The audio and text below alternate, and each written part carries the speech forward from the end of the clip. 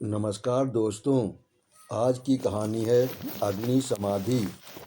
मुंशी प्रेमचंद द्वारा लिखित।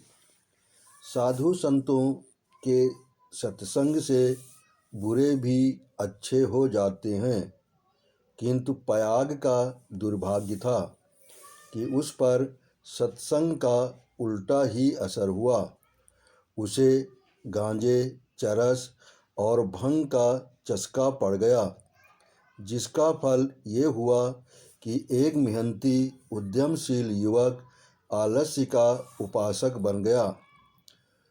जीवन संग्राम में वह आनंद कहाँ। किसी वटवृक्ष के नीचे धूनी जल रही है। एक जटाधारी महात्मा विराज रहे हैं। भक्तजन उन्हें घेरे बैठे हुए हैं और तिल तिल पर चरस के दम लग रहे हैं। बीच बीच में भजन भी हो जाते हैं। मजूरी धातुरी में ये स्वर्ग सुख कहाँ। चिलम भरना पयाग का काम था।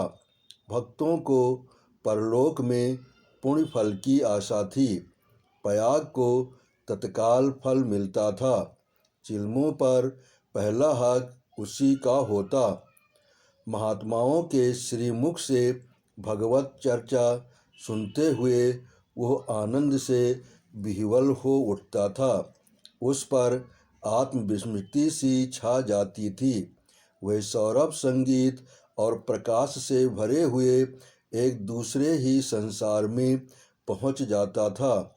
इसीलिए जब उसकी स्त्री रुक्मिणी रात के 10-11 बजे बज जाने पर उसे बुलाने आती तो पयाग को प्रत्यक्ष क्रूर अनुभव होता। संसार उसे कांटों से भरा हुआ जंगल सा दिखता। विशेषतः जब घर आने पर उसे मालूम होता कि अभी चूल्हा नहीं जला और चने चबेने की कुछ फिक्र करनी है। वो जाति का भर था। गांव की चौकीदारी उसकी मीरास थी। 2 रुपये और कुछ आने वेतन मिलता था। वर्दी और साफा मुफ्त। काम था सप्ताह में एक दिन थाने जाना, वहाँ अफसरों के द्वार पर झाड़ू लगाना, अस्तबल साफ करना, लकड़ी चीरना। पयाग रक्त के घूंट पी पी कर ये काम करता, क्योंकि अवज्ञा शारीरिक और आर्थिक दोनों ही दृष्टि से महंगी पड़ती थी। आंसू जो पूछते थे कि चौकीदारी में यदि कोई काम था तो इतना ही, और महीने में 4 दिन के लिए 2 रुपये और कुछ आने कम ना थे। फिर गांव में भी अगर बड़े आदमियों पर नहीं तो नीचों पर रोब था। वेतन पेंशन थी, और जब से महात्माओं का संपर्क हुआ वह पयाग के जेब खर्च की मद में आ गई।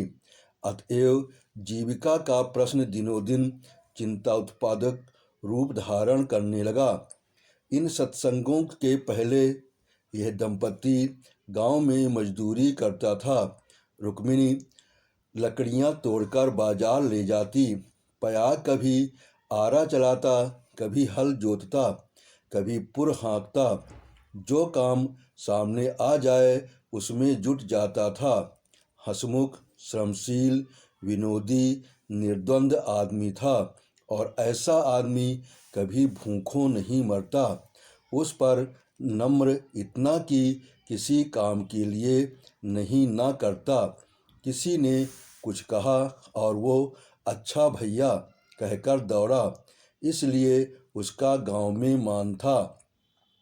इसी की बदौलत निरुद्यम होने पर भी 2-3 साल उसे अधिक कष्ट न हुआ।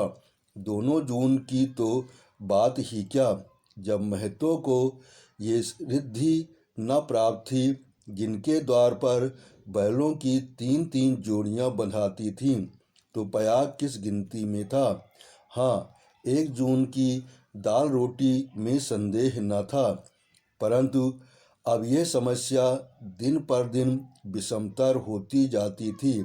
उस पर विपत्ति यह थी कि रुक्मिणी भी अब किसी कारण से उसकी पतिपरायण उतनी सेवाशील, उतनी तत्पर न थी, नहीं उतनी परगल्भता और वाचालता में आश्चर्यजनक विकास हो जाता था। अतएव पयाग को किसी ऐसी सिद्धि की आवश्यकता थी जो उसे जीविका की चिंता से मुक्त कर दे और वह निश्चिंत होकर भगवत भजन और साधु संत सेवा में प्रवृत्त हो जाए। एक दिन रुक्मिन बाजार में लकड़ियां बेचकर लौटी तो पयाग ने कहा, ला कुछ पैसे मुझे दे दे, दम लगा आऊं। रुक्मिन ने मुंह फेर कर कहा, दम लगाने की ऐसी चाट है तो काम क्यों नहीं करते?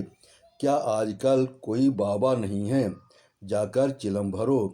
पयाग ने त्योरी चढ़ाकर कहा, भला चाहती है तो पैसे दे दे, नहीं तो इस तरह तंग करेगी तो एक दिन कहीं चला जाऊंगा, तब रोएगी।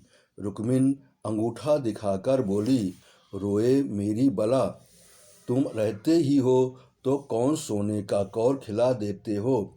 अब भी छाती फाड़ती हूँ, तब भी छाती फाड़ूंगी, तो अब यही फैसला है। हाँ हाँ कह तो दिया, मेरे पास पैसे नहीं हैं, गहने बनवाने के लिए पैसे हैं, और 4 पैसे मांगता हूँ तो यूँ जवाब देती है। रुक्मिन तिनक कर बोली, गहने बनवाती हूँ तो तुम्हारी छाती क्यों फटती है? तुमने तो पीतल का छल्ला नहीं बनवाया, या इतना भी नहीं देखा जाता। पयाग उस दिन घर न आया। रात के 9 बज गए। तब रुक्मिन ने किवाड़ बंद कर लिए। समझी गांव में कहीं छिपा बैठा होगा, समझता होगा मुझे मनाने आएंगी, मेरी बला जाती है। जब दूसरे दिन भी पयाग न आया तो रुक्मिन को चिंता हुई। गांव भर छान आई, चिड़िया किसी भी डाल पर न मिली। उस दिन उसने रसोई नहीं बनाई। रात को लेटी भी तो बहुत देर तक आंखें न लगीं। शंका हो रही थी, पयाग सचमुच तो विरक्त नहीं हो गया। उसने सोचा, प्रातःकाल पत्ता पत्ता छान डालूंगी, किसी साधु संत के साथ होगा, जाकर थाने में रपट कर दूंगी। अभी तड़का ही था कि रुक्मिन थाने में चलने को तैयार हो गई। किवाड़ बंद करके निकली ही थी कि पयाग आता हुआ दिखाई दिया, पर वह अकेला न था। उसके पीछे पीछे एक स्त्री भी थी। उसकी छींट की साड़ी, रंगी हुई चादर, लंबा घूंघट और शर्मीली चाल देखकर रुक्मिन का कलेजा धक से हो गया। वो एक क्षण हतबुद्धि सी खड़ी रही, तब बढ़कर नई सौत को दोनों हाथों के बीच में ले लिया और उसे इस भांति धीरे धीरे घर के अंदर ले चली, जैसे कोई रोगी जीवन से निराश होकर विषपान कर रहा हो। तब पड़ोसियों की भीड़ छट गई तो रुक्मिन ने पयाग से पूछा, इसे कहाँ से लाए? पयाग ने हंसकर कहा, घर से भागी जाती थी, मुझे रास्ते में मिल गई। घर का काम धंधा करेगी, पड़ी रहेगी, मालूम होता है मुझसे तुम्हारा जी भर गया। पयाग ने तिरछी चितवनों से देखकर कहा, दुत पगली, इसे तेरी सेवा टहल करने को लाया हूँ। नई के आगे पुरानी को कौन पूछता है? चल, मन जिससे मिले वही नई है, मन जिससे न मिले वही पुरानी है। ला कुछ पैसे तो दे दे, 3 दिन से दम नहीं लगाया, पैर सीधे नहीं पड़ते। हाँ देख, 2-4 दिन इस बेचारी को खिला पिला दे, फिर तो आप ही काम करने लगेगी। रुक्मिन ने पूरा रुपया लाकर पयाग के हाथ पर रख दिया। दूसरी बार कहने की जरूरत ही न पड़ी। पयाग में चाहे और कोई गुण हो या न हो, ये मानना पड़ेगा कि वह शासन के मूल सिद्धांतों से परिचित था। उसने भेद नीति को अपना लक्ष्य बना लिया था। एक मास तक किसी प्रकार की विघ्न बाधा न पड़ी। रुक्मिन अपनी सारी चौकड़ियाँ भूल गई थी। बड़े तड़के उठती, कभी लकड़ियाँ तोड़कर, कभी चारा काटकर, कभी उपले पाथकर बाजार ले जाती। वहाँ जो कुछ भी मिलता उसका आधा तो पयाग के हत्थे चढ़ा देती, आधे में घर का काम चलता। वह सौत को कोई काम न करने देती।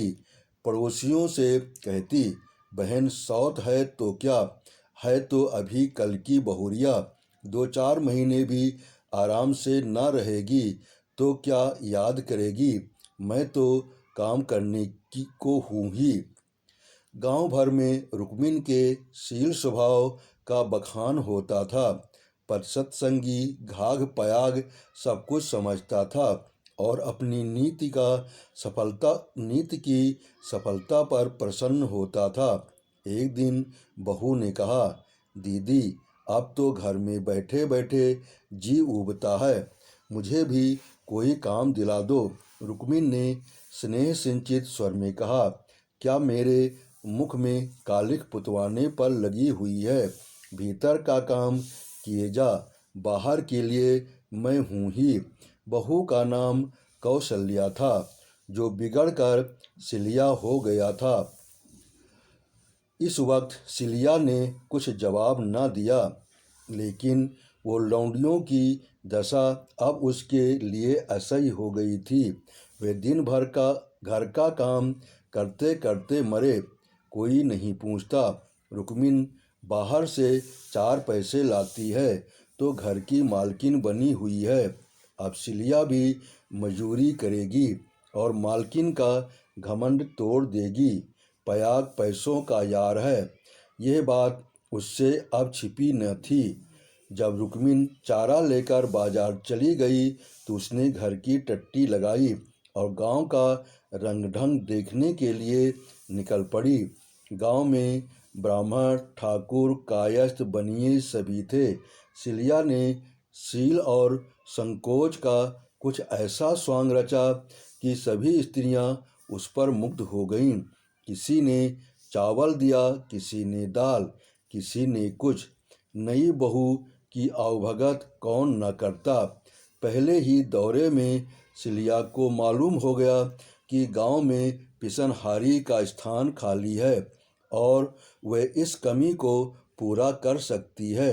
वो यहाँ से घर लौटी तो उसके सिर पर गेहूं से भरी हुई एक टोकरी थी। पयाग ने पहर रात ही से चक्की की आवाज़ सुनी तो रुक्मिन से बोला, आज तो सिलिया अभी से पीसने लगी। रुक्मिन बाजार से आटा लाई थी। अनाज और आटे के भाव में विशेष अंतर न था। उसे आश्चर्य हुआ कि सिलिया इतने सवेरे क्या पीस रही है। उठकर कोठरी में आई तो देखा सिलिया अंधेरे में बैठी हुई कुछ पीस रही है। उसने जाकर उसका हाथ पकड़ लिया और टोकरी को उठाकर बोली, तुझसे किसने पीसने को कहा है, किसका अनाज पीस रही है।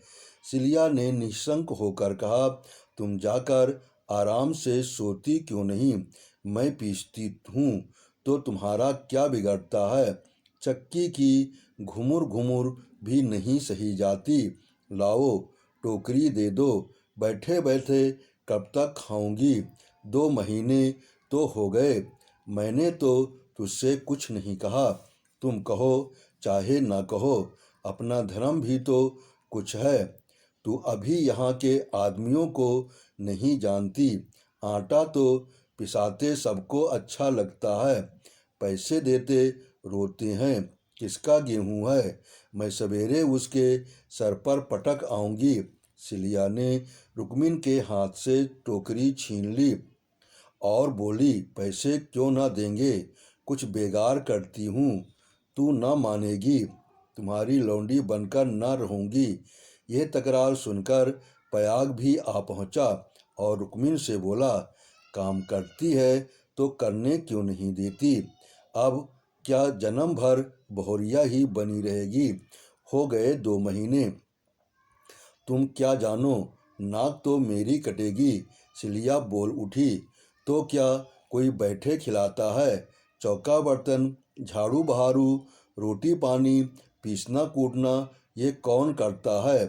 पानी खींचते खींचते मेरे हाथों में गड्ढे पड़ गए। मुझसे अब सारा काम न होगा। पयाग ने कहा, तो तू ही बाजार जाया कर, घर का काम रहने दे, रुक्मिन कर लेगी।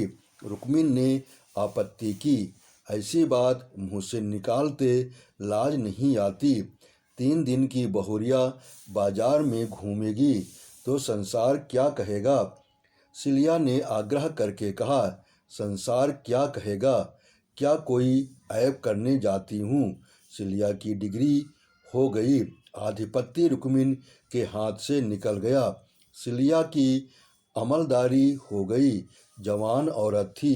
गेहूं पीस कर उठी तो औरों के साथ घास छीलने चली गई और इतनी घास छीली कि सब दंग रह गईं। गट्ठा उठाए न उठता था। जिन पुरुषों को घास छीलने का बड़ा अभ्यास था उनसे भी उसने बाजी मार ली। ये गट्ठा 12 आने का बिका। सिलिया ने आटा चावल दाल तेल नमक तरकारी मसाला सब कुछ लिया और 4 आने बचा भी लिए। रुक्मिन ने समझ रखा था कि सिलिया बाजार से 2-4 आने पैसे लेकर लौटेगी तो उसे डांटूंगी और दूसरे दिन से फिर बाजार जाने लगूंगी। फिर ऐसा राज्य हो जाएगा। पर ये सामान देखे तो आंखें खुल गई। पयाग खाने बैठा तो मसालेदार तरकारी का बखान करने लगा। महीनों से ऐसी स्वादिष्ट वस्तु मैसर न हुई थी। बहुत प्रसन्न हुआ। भोजन करके वो बाहर जाने लगा तो सिलिया बरोठे में खड़ी मिल गई। बोला, आज कैसे कितने पैसे मिले? 12 आने मिले थे, सब खर्च कर डाले, कुछ बचे हो तो मुझे दे दे। सिलिया ने बचे हुए 4 आने पैसे दे दिए। पयाग पैसे खनखनाता हुआ बोला, तूने आज घर माला माल कर दिया। रुक्मिन तो 2-4 पैसे ही में टाल देती थी। मुझे गाड़ कर रखना थोड़े ही है। पैसा खाने पीने के लिए है कि गाड़ने के लिए? अब तू ही बाजार जाया कर, रुक्मिन घर का काम करेगी। रुक्मिन और सिलिया में संग्राम छिड़ गया। सिलिया पयाग पर अपना आधिपत्य जमाए रखने के लिए जान तोड़कर परिश्रम करती। पहर रात ही से उसकी चक्की की आवाज़ कानों में आने लगती। दिन निकलते ही घास डालने चली जाती और जरा देर सुस्ता कर बाजार की राह लेती। वहाँ से लौटकर भी वो बेकार न बैठती। कभी सन काटती, कभी लकड़ियाँ तोड़ती। रुक्मिन उसके प्रबंध में बराबर ऐब निकालती और जब अवसर मिलता तो गोबर बटोरकर उपले पाथती और गांव में बेचती। पयाग के दोनों हाथों में लड्डू थे। स्त्रियां उसे अधिक से अधिक पैसे देने और स्नेह का अधिकांश देकर उसे अपने अधिकार में लाने का प्रयत्न करती रहती। पर सिलिया ने कुछ ऐसी दृढ़ता से आसन जमा लिया था कि किसी तरह हिलाए न हिलती थी। यहाँ तक कि एक दिन दोनों प्रतियोगियों ने खुल्लम खुल्ला ठन गई। एक दिन सिलिया घास लेकर लौटी तो पसीने से तर थी। फागुन का महीना था। धूप तेज थी। उसने सोचा, नहाकर तब बाजार जाऊंगी। घाट द्वार पर ही रखकर वो तालाब में नहाने चली गई। रुक्मिन ने थोड़ी सी घास निकालकर पड़ोसिन के घर में छिपा दी और गट्ठे को ढीला करके बराबर कर दिया। सिलिया नहाकर लौटी तो घास कम मालूम हुई। रुक्मिन से पूछा। उसने कहा, मैं नहीं जानती। सिलिया ने गालियां देनी शुरू की। जिसने मेरी घास छुई हो उसकी देह में कीड़े पड़ें, उसके बाप और भाई मर जाएं, उसकी आंखें फूट जाएं। रुक्मिन कुछ देर तक तो जब्त किए बैठी रही। आखिर खून में उबाल आ ही गया। झल्ला कर उठी और सिलिया के 2-3 तमाचे लगा दिए। सिलिया छाती पीट पीट कर रोने लगी। सारा मोहल्ला जमा हो गया। सिलिया की सुबुद्धि और कार्यशीलता सभी की आंखों में खटकती थी। वह सबसे अधिक घास क्यों छीलती है, सबसे ज़्यादा लकड़ियाँ क्यों लाती है, इतने सवेरे क्यों उठती है, इतने पैसे क्यों लाती है। इन कारणों से उसे पड़ोसियों की सहानुभूति से वंचित कर दिया था। सब उसी को बुरा भला कहने लगी। मुट्ठी भर घास के लिए इतना ऊधम मचा डाला, इतनी घास तो आदमी झाड़कर फेंक देता है। घास न हुई सो न हुआ। तुझे तो सोचना चाहिए था कि अगर किसी ने ले ही लिया तो है तो गांव घर का ही, बाहर का कोई चोर तो आया नहीं। तूने इतनी गालियां दी तो किसको दी, पड़ोसियों ही को तो दी। संयोग से उस दिन पयाग थाने गया हुआ था। शाम को थका मांदा लौटा तो सिलिया से बोला, ला कुछ पैसे दे दे तो दम लगा आऊं, थक कर चूर हो गया हूँ। सिलिया उसे देखते ही हाय हाय करके रोने लगी। पयाग ने घबरा कर पूछा, क्या हुआ, क्यों रोती है, कहीं गमी तो नहीं हो गई, नैहर से कोई आदमी तो नहीं आया। अब इस घर में मेरा रहना न होगा, अपने घर जाऊंगी। अरे कुछ मुंह से तो बोल, क्या हुआ, गांव में किसी ने गाली दी है, किसने गाली दी है, घर फूंक दूं, उसका चालान करवा दूं। सिलिया ने रो रो कर सारी कथा कह सुनाई। पयाग पर आज थाने में खूब मार पड़ी थी, झल्लाया हुआ था। ये कथा सुनी तो देह में आग लग गई। रुक्मिन पानी भरने गई थी। वे अभी घड़ा भी न रखने पाई थी कि पयाग उस पर टूट पड़ा और मारते मारते बेदम कर दिया। वे मार का जवाब गालियों से देती थी और पयाग हर एक गाली पर और झल्ला झल्ला कर मारता था। यहाँ तक कि रुक्मिन के घुटने फूट गए, चूड़ियाँ टूट गईं। सिलिया बीच बीच में कहती जाती थी, वाह रे तेरा दीदा, वाह रे तेरी जवान, ऐसी तो औरत ही नहीं देखी। औरत काहे को, डायन है, जरा भी मुंह में लगाम नहीं। किंतु रुक्मिन उसकी बातों को मानो सुनती ही ना थी। उसकी सारी शक्ति पयाग को कोसने में लगी हुई थी। पयाग मारते मारते थक गया, पर रुक्मिन की जबान न थकी। बस यही रट लगी हुई थी, तू मर जा, तेरी मिट्टी निकले, तुझे भवानी खाए, तुझे मिर्गी आवे। पयाग रह रह कर क्रोध से तिलमिला उठता और आकर दो चार लातें जमा देता, पर रुक्मिन को अब शायद चोट ही न लगती थी। वह जगह से हिलती भी न थी। सिर के बाल खोले जमीन पर बैठी इन्हीं मंत्रों का पाठ कर रही थी। उसके स्वर में अब क्रोध न था, केवल एक उन्मादमय प्रवाह था। उसकी समस्त आत्मा हिंसा कामना की अग्नि से प्रज्वलित हो रही थी। अंधेरा हुआ तो रुक्मिन उठकर एक ओर निकल गई, जैसे आँखों से आंसू की धार निकल जाती है। सिलिया भोजन बना रही थी। उसने उसे जाते देखा भी, पर कुछ पूछा नहीं। द्वार पर पयाग बैठा चिलम पी रहा था। उसने भी कुछ न कहा। जब फसल पकने लगती थी तो 1.5-2 महीने तक पयाग को हार की देखभाल करनी पड़ती थी। उसे किसानों से दोनों फसलों पर हल पीछे कुछ अनाज बंधा हुआ था। माघ ही में वह हार के बीच में थोड़ी सी जमीन साफ करके एक मड़ैया डाल लेता था और रात को खा पीकर आग, चिलम और तम्बाकू चरस लिए हुए इसी मड़ैया में जाकर पड़ा रहता था। चैत के अंत तक उसका यही नियम रहता था। आजकल वही दिन थे। फसल पकी हुई तैयार खड़ी थी। 2-4 दिन में कटाई शुरू होने वाली थी। पयाग ने 10 बजे रात तक रुक्मिन की राह देखी। फिर वह समझकर कि वह शायद किसी पड़ोसिन के घर सो रही होगी, उसने खा पीकर अपनी लाठी उठाई और सिलिया से बोला, किवाड़ बंद कर ले, अगर रुक्मिन आए तो खोल देना और मना जुना कर थोड़ा बहुत खिला देना। तेरे पीछे आज इतना तूफान हो गया, मुझे न जाने इतना गुस्सा कैसे आ गया। मैंने उसे कभी फूल की छड़ी से भी न छुआ था।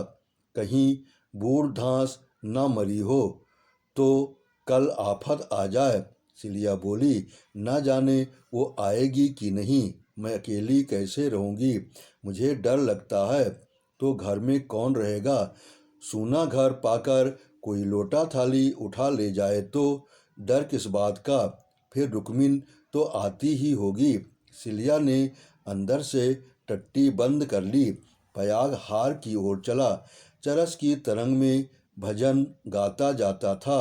ठगनी क्या नैना झमकावे, कद्दू काट मृदंग बनावे, नींबू काट मजीरा, पांच तरोई मंगल गावे, नाचे बालम खीरा, रूपा पहिर के रूप दिखावे, सोना पहिर रिझावे, गले डाल तुलसी की माला, तीन लोक भरमावे।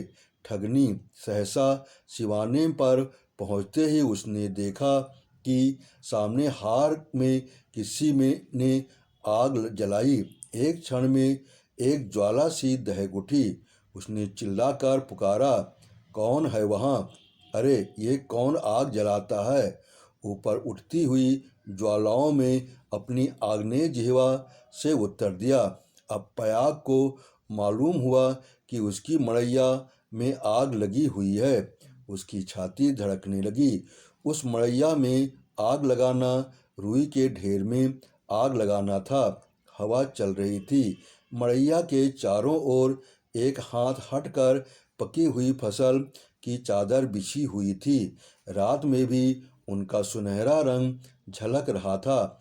आग की एक लपट, केवल एक जरा सी चिंगारी सारे हार को भस्म कर देगी। सारा गांव तबाह हो जाएगा। इसी हार से मिले हुए दूसरे गांव के भी हार थे, वे भी जल उठेंगे। ओह, लपटें बढ़ती जा रही हैं। अब विलंब करने का समय न था।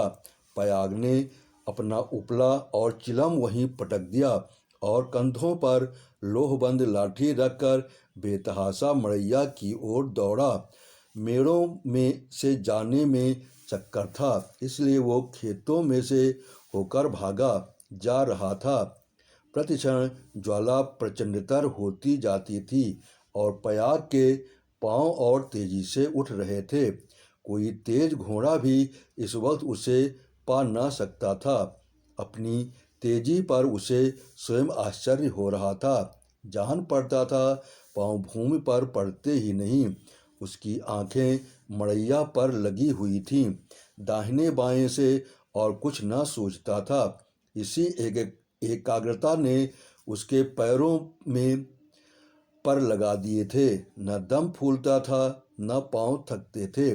3-4 फर्लांग उसने 2 मिनट में तय कर लिए और मड़ैया के पास जा पहुंचा। मड़ैया के आसपास कोई न था। किसने यह कर्म किया है, ये सोचने का मौका न था। उसे खोजने की तो बात ही और थी।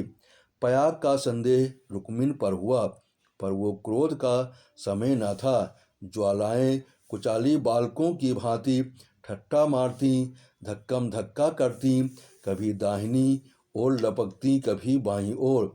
बस ऐसा मालूम होता था कि लपट अब खेत तक पहुंची। अब पहुंची, मानो ज्वालाएं आग्रहपूर्वक क्यारियों की ओर बढ़ती और असफल होकर दूसरी बार फिर दूने बेग से लपकती थीं। आग कैसे बुझे? लाठी से पीटकर आग का गौ न था। वो तो निरी मूर्खता थी।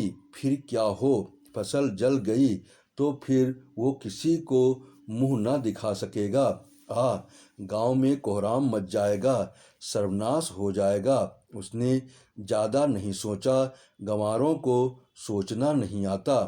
पयाग ने लाठी संभाली, जोर से एक छलांग मारकर आग के अंदर मड़ैया के द्वार पर जा पहुंचा। जलती हुई मड़ैया को अपनी लाठी से उठाया और उसे सिर पर लिए सबसे चौड़ी मेड़ पर गांव की तरफ भागा। ऐसा जान पड़ा मानो कोई अग्नियान हवा में उड़ता चला जा रहा है। फूस की जलती हुई धज्जियां उसके ऊपर गिर रही थीं, पर उसे इसका ज्ञान तक न होता था। एक बार एक मूठा अलग होकर उसके हाथ पर गिर पड़ा। सारा हाथ भुन गया, पर उसके पांव पल भर ही भी न रुके।